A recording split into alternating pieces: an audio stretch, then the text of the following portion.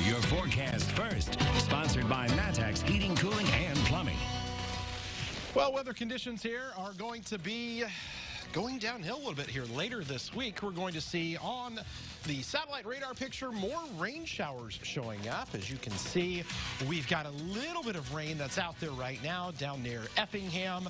Some couple of sprinkles that are trying to show up, but nothing too major expected as we go throughout the course of this evening. Temperatures are actually really good. Mid-60s right now. No complaints here. 63 in Effingham, 65 in Springfield. This is actually where we should be for this time of the year. And as we go throughout the course of tonight, still mild temperatures for us. Clouds on the increase, and again, a stray shower possible. More about a little bit of a drop in the temperatures in the forecast when we come back. WCIA 3 News starts right now. Now from WCIA 3 News. At the end of this month, if the lift doesn't get lifted, we could be evicted, lose power, lose water.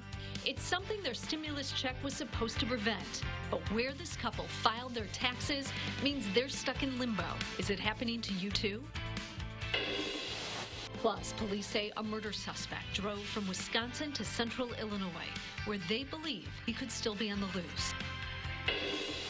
Those of us in agriculture are here to help people. But it's not in the way you might think. How pigs are helping fight the coronavirus. You're watching your local news leader. This is WCIA 3 News at 5. The whole thing is just ridiculous.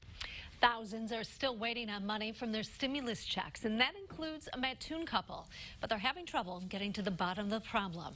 Good evening, I'm Jennifer Roscoe. This couple isn't getting any income in the meantime because of layoffs, and they're afraid of what will happen if this goes on any longer. WCIA 3's Courtney Bunting has more.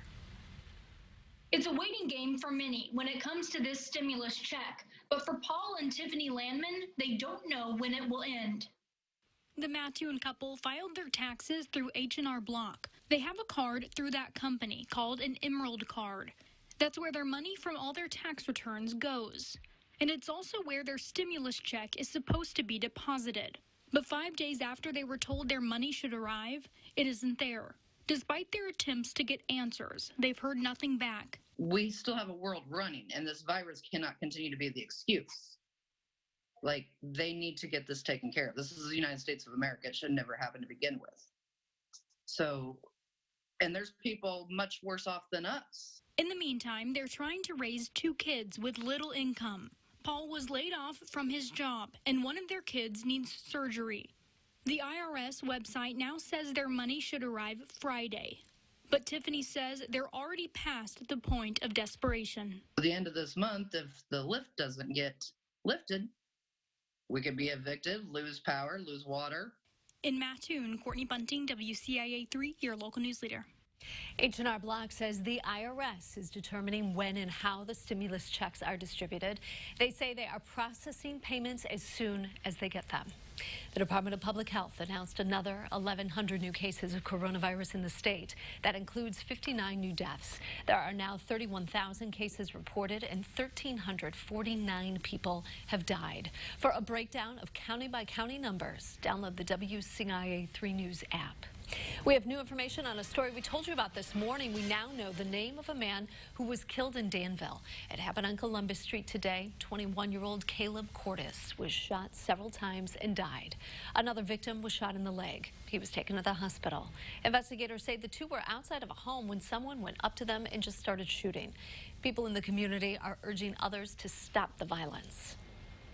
It's up to us, people that want to show love and want to show more compassion toward one another, that we're going to have to teach our children and young adults, about the values of life. Police aren't releasing any suspect information. If you know anything about this, call Crime Stoppers. Decatur police are investigating after 2 men were shot early this morning. It happened on East Walnut near North Folk Street. Police say a 20-year-old and 17-year-old were shot in the legs. They are expected to be okay. No word on any suspects. And U of I police are looking for a man charged with a murder that happened in Wisconsin late last month. They say 22-year-old Ian Kearns from Sandwich, Illinois, is one of 2 suspects suspects involved in the shooting that left a man dead in a robbery attempt. Police say it was likely gang-related. The other suspects have already been arrested. Kearns made his way to the Champaign-Urbana area after the shooting. They say he was staying near campus. Later found out he was also staying in a nearby hotel for a few days. Police found Kearns' belongings in a car at that hotel, but he left before police got there. We tracked his location to those two addresses, one of which was close to the campus where he was staying with his girlfriend. Any call to 911 would be great. Don't approach the subject. Any information that if you may have seen him, we'll take that information. Police say they have information that Kearns may already have left to go to the Chicago area. They can't confirm that, though. They're asking community members to stay vigilant and keep an eye out. Champaign police are still looking for help in a shooting investigation. That happened last week near West John and Kenwood. Police say a 17-year-old was shot. They say a silver Pontiac Grand Am was seen leaving the area right after those shots were heard. If you know anything, call Crime Stoppers. You can stay anonymous and get a cash reward.